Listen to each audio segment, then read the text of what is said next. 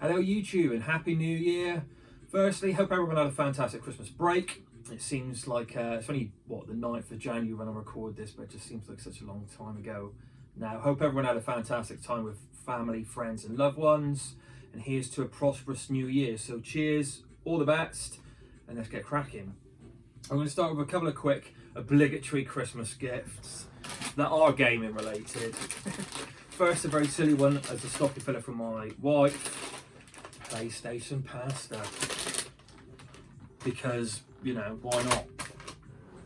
Next, a little bath bomb in the shape of the controller. Both of these I'm not going to use. I'm going to actually keep the pasta and the fizz in the game room until the pasta just turns green and I don't know, just congeals and goes all nasty looking, because that's where it belongs, in the games room. Right, this was a Secret Santa from the in-laws. Not sure where it was from, and it's called TV Cream Toys. So presents you pestered your parents for. There's a tongue twister, and it's all toys from the 80s. And I'm looking here, and it looks like there's a lot from the 70s as well. 1971. Jesus, how old do they think I am, the cheeky gits? Whoever bought this. Yeah. Some good presents in there. Won't spend too long on those. So there's that. And then this one I actually bought as a little present for my daughter. She's recently got into robots. Honestly, it's definitely for my daughter, it's not for me. And I've always liked the look of this for my daughter. It's the Tomy Mr. Bunny. Quite a small little thing, but really cute, and it works really well. And I got it for a good price. And typically you get the battery covers missing, but this one's all intact. So is it going to work? Obviously, I've got a coin on there. Yeah, but in all seriousness, my daughter really does like this thing. And then when she gets a little bit of pocket money for being good, she can use this then. There's that one. Right, is that it? Yeah, pickups. Onto the pickups proper now. So I'll start with a couple more Masters of the Universe He-Man figures. Again, as I've said in previous vids, I'm not going for stupid into toys. There's a few He-Man figures that I like, namely a lot of the enemies, fully enough. I'm not interested in getting Skeletor or He-Man, but I like some of the other characters, and this is one I have fond memories of, and he's in lovely condition. Jitsu with his karate chop action, you know, decent condition, legs, you know, in decent nick. He's able to stand up straight, good paint coverage, no real rub, and yeah, really pleased with that one. He can have a little munch on some of the old pasta, get his carbs in. There you go. And then one of my favourite characters, I was always going to get this one. I just think he looks ahead of his time in terms of his colour paint. He looks kind of like something from the early 90s, late 80s, but obviously it's 83, isn't it? Trapjaw, yeah. I hate this. Love this guy. Look at the colours of him. I don't know what someone was smoking when they conceptualised this character, but yeah, love Trapjaw. Again, in really good condition. Doesn't have all his accessories, but again, from most of these that I get, I just want the figure. I'm not too bothered about it being complete, as long as it's in decent condition. So there's those two. Next, the vinyl. I've been watching a lot of Studio Ghibli with my daughter. She's still really enjoying those, and we started her off with Kiki's Delivery Service and Totoro. Obviously a bit more cutesy, and my daughter was only nearly 4 years old, so nothing too hard hitting. But in saying that, I tried her with one of my favourites, Laputa, and she really liked it. She's watched it probably about 8 times from start to finish, all the way through, just sat there chilling, loving it. And I'm thinking, you know, some of it is a little bit hard hitting and serious in places, but she loves it. She loves the lead character Sheeta and Pazu, and she likes Dora, the old deer, and she likes the robots. Going back to Mr. Money here, and she also really likes the music. Now, I've wanted to get some Ghibli on vinyl for quite a while. Joe Hayashi is just fantastic, an absolute living legend up there with Williams, and I forgot his name, the guy who composed Final Fantasy now it's gone. Oh, yeah, you know what I'm on about. Big composers. Hans Zimmer, it's really good as well, and others. But yeah, really rate this guy. Does some lovely themes, and this is no exception. It sounds really nice on vinyl. And this typically goes for about 40. It came from Japan, and just as some sort of flash sale or something on Amazon, it came right down to 19.99. So I just went bought it. Really pleased with it. Alright, are you going to stay? Leave you like that. Right, games. Go through in chronological order as I usually do. I'm starting with the Spectrum. Always go through my lists of consoles to see, you know, hidden gems, etc. I hate that term, but you know what I mean. Just undiscovered titles that aren't really at the forefront. And this one always comes up, and I do think I have memories of playing this, or definitely some other simulator game, and it's BMX Simulator.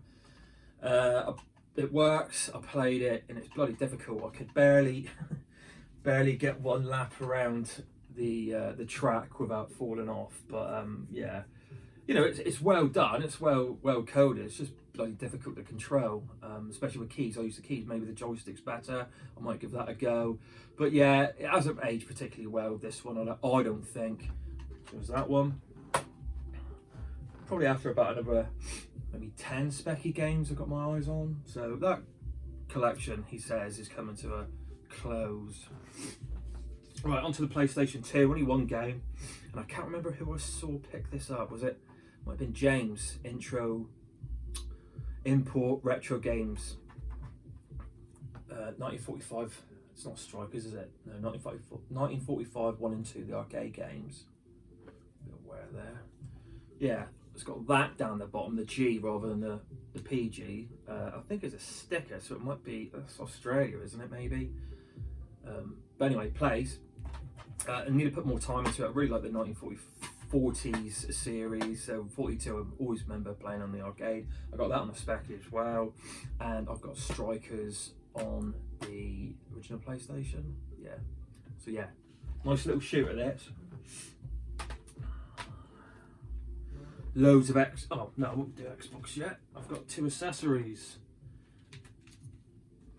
for the PlayStation 2, and it's 2 brand new, well not brand new, but near as damn it new, lovely condition, lovely clicky buttons, for a really good price. And with that, I've sold my previous 2 because one's a little bit cosmetically inferior, damaged, but it still works fine, and one's got a sticky shoulder button, which is a bit annoying. I've been playing Onimusha 2 and it just sticks, and it's just a bit irritating. So yeah, got these 2. Those other 2 are, you know, just I've described this situation there on eBay, and yeah, they're PlayStation 2 controllers are obviously holding their value. They're going for an okay price, and they're obviously, one of them's damaged and one's not working so that well. Right, onto the Xbox. I got Metal Slug 3 and Metal Slug 4. Now, Metal Slug 5 is obviously on the list, but that seems a bit rare. I think it got a power release. I'm pretty sure it did, but it doesn't seem to come up much. But I'll keep my eyes open for that. But yeah, I love the Metal Slug games. It's great arcadey action fun, great peppy music, and just a great art style, pixel art style for these. Really, really good. So I've got loads of copies of Metal Slug now. I've got the Anthology, is it the Anthology, on the Wii, and I've got the Neo Geo Mini connected to the TV in the dining room downstairs. Just bring that out every now and again and lounge and play some Neo Geo SNK stuff. So yeah, really, really cool. So those 2.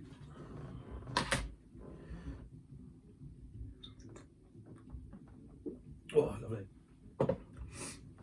I've also been going through my multi-plat games for the PlayStation 2 and Xbox. GameCube is my console of choice that generation, so most of the multi-plats, if they went onto the GameCube, I've got them, but not all of them made it. So for those, I'm actually swapping out and selling on the PlayStation 2 versions to pick up the Xbox variant. And case in point, it's just sold actually. I posted it yesterday, The Thing on PlayStation 2, and I've got it for the Xbox. Again, doing your research, 9 times out of 10, the better conversion is on the Xbox. This is much better textures and lighting and a smoother frame rate.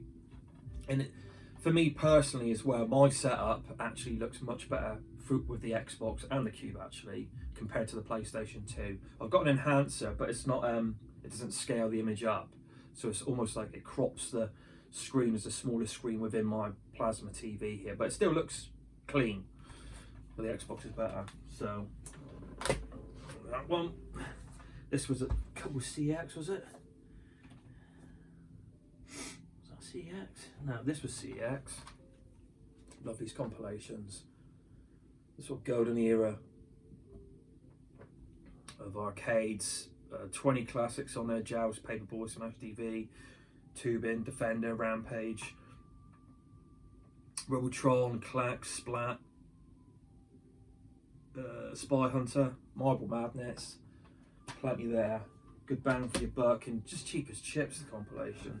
Now this one I did see in CEX. Never heard of it. And for this generation, I've said it numerous times, I'm still discovering, definitely for the Xbox and the PlayStation 2, all these other games I just didn't really know anything about. And it's one of those where sometimes the manuals are in the case in CEX, as many of you will know, but sometimes you'll discover if you take up to the till, you'll get it. However, sadly in this case, I took the case up and it had the disc but no manual, so I was like, you can keep that there, mate.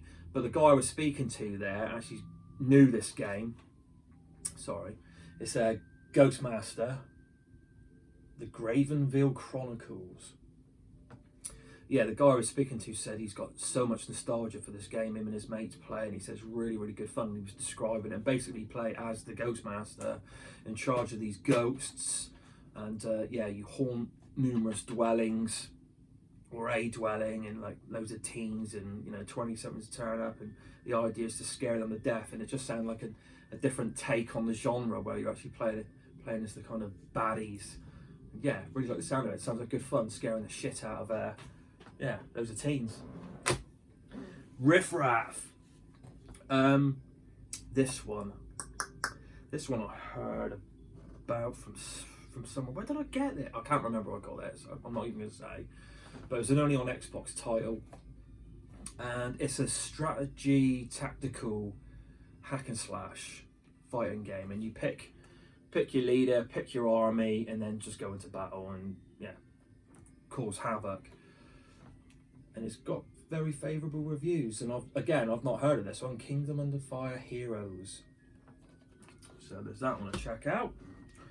Right, onto the PlayStation 4. Oh no, there's one PS3, PS4, and then some PS5, and we're done.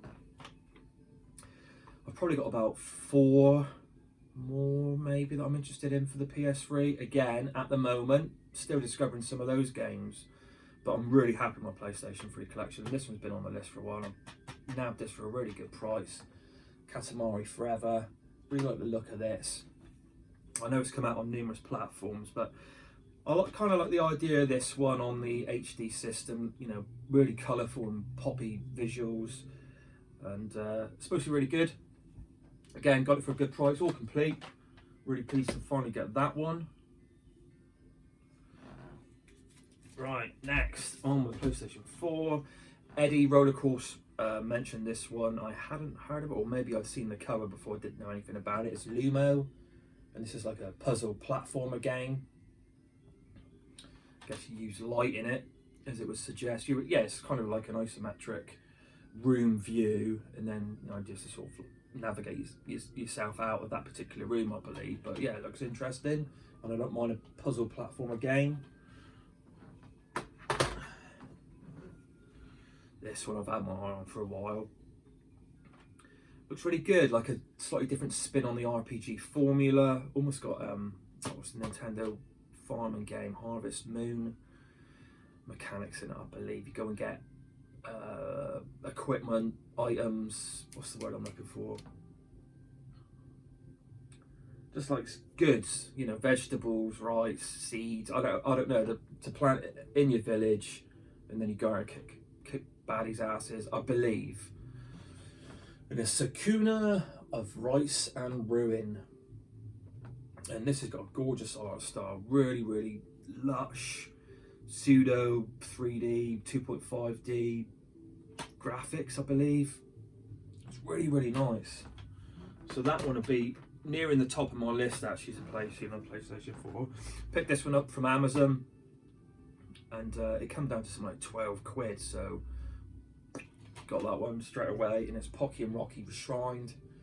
Difficult, but really, really addictive. It's one of those like, oh, have another go, just to see if you can push a little bit more forward. I think I'm only on level 2 still, so need to put more time into this. But yeah, it is really, really good fun, but again, difficult. But I think it's one of those where you really got to learn the patterns, the enemy patterns, where they're going to pop up. And I must use my evade button more. I think there's something in that where you've really got to master your evade button, which is like rolling away if someone's firing something at you. But yeah, good arcade fun. Next, this has been on the list for a while. I do like my sort of cyberpunk games, and this is a bit Blade Runner noir-y. The Observer with the late great Rutger Hauer.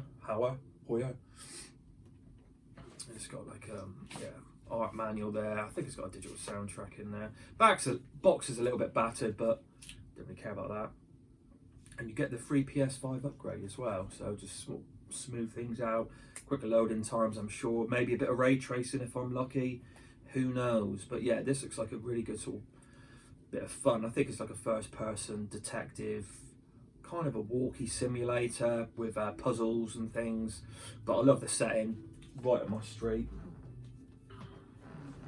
And this one, yes, this one's been on my list for a while. Popped into Smith's just before Christmas to get some final gifts for Christmas, and I thought I'd get myself something.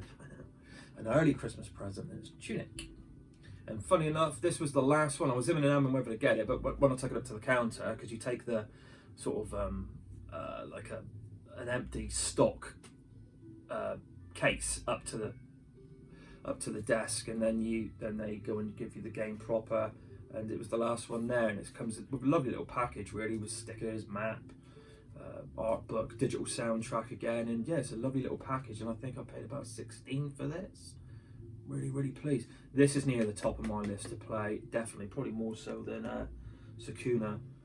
It's very Zelda-esque, and it's got an interesting format where there's no instructions for it. You sort of learn the game through playing it, and I think you go through the world and discover pages for like your book that you have in game, and those pages tell you how to bits about the game, so you sort of learn more as you go. Yeah, lovely looking game. Right, PlayStation 5. Just before Christmas, Sony had this on their PSN, so I picked it up on that digital. Always like the look of it. It's by the team that did Dead Space, which always had me interested in. It's the Callisto Protocol. Now I played through it digitally, as I just said, and yeah, I was a bit disappointed by it. There was something in there. It just needed way more time to bake, I think. Loads to tweak in it. Visually and sonically, it was fantastic. Beautiful graphics and lighting, but the main thing that let this down was the fighting mechanics. They were just really janky and just terrible. Sort of, you have to press like left and right as an enemy's attacking you, and it just got really repetitive and boring, and you felt like a lot of it was chance and luck rather than actual skill in beating them. Didn't work, and it was one of these, if you go into a room and there's like 2/3 of these enemies, you're dead, because it's really clunky to sort of back turn and move away from them and get some distance. It was just really slow. He's got a run button in this, which is just basically, dad jog. It's not really a run button. So there was a few things, and then the other thing that I was starting to get a bit bored of was the level design. It all sort of became a bit repetitive. There was the odd thing that broke it up here and there. But is it worth a play? I don't know. I don't know if I can really recommend it. For me, it was like a 6 out of 10. But I got this in the chat. I saw this in a charity shop, and it was the first PlayStation 5 game. It was only £2, so I had to pick it up. And yeah, it's a game I played. I've got a bit of nostalgia for it now. or will have in the future. And I'm looking forward to the second one. So hopefully by the time they come around to the second one, they iron out a lot of those kinks. Because again, there was something in there, but yeah, just needed more time to bake. Right, this is one I've seen from the first release of the PlayStation 5 console, and it's Stray. Really like the look of it. It's something different. And again, it's got that cyberpunk dystopian future and noir-y setting. I think, well, we're obviously playing a cat, but he's got this like little backpack on, and I think it's RPG light where you upgrade yourself and you're interacting with robots as well. And I just love the kind of the setting and the visual style of it. Again, very Blade Runner-esque with neon lights and dark shadows. It just looks good. Good fun. And finally, I've just finished playing Hogwarts. I'm just rounding up a few little bits, getting all the field guides. Really recommend the game if you haven't played it and you're interested. It's really good. I pumped in about 66 hours, so I've completed the story 100%. I'm not going to complete the game 100% and get a platinum. It's just I haven't got the time or the energy for that. But there's a few other bits that I'm doing. But anyway, now that that's done, my next game's going to be Resident Evil 4. I downloaded the demo and played that. Really enjoyed it. One of my favourite games of all time. I've got on every single system, PS2, Wii, GameCube, the remaster on PlayStation 4. Really enjoyed that as well. And looking forward to playing through this one. Obviously Capcom with their revisions have really upped the ante with graphical fidelity and cinematics and things. And I think apparently they've done enough in this to make it different and unique for old school players like myself. But yeah, it's very familiar and it doesn't stray too far at all from the formula. So they've very much enhanced this.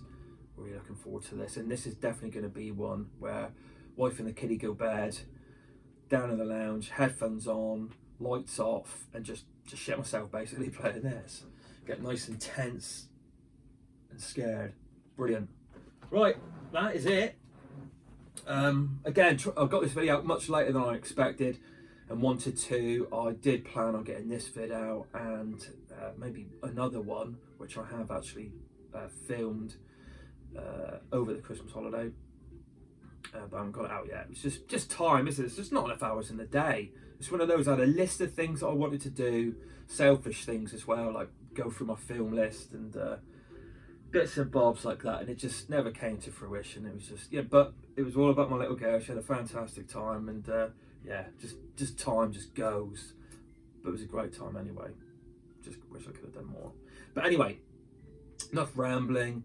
Thanks very much, YouTube. Hope everyone's well out there. Take care, stay safe, and I'll see you again.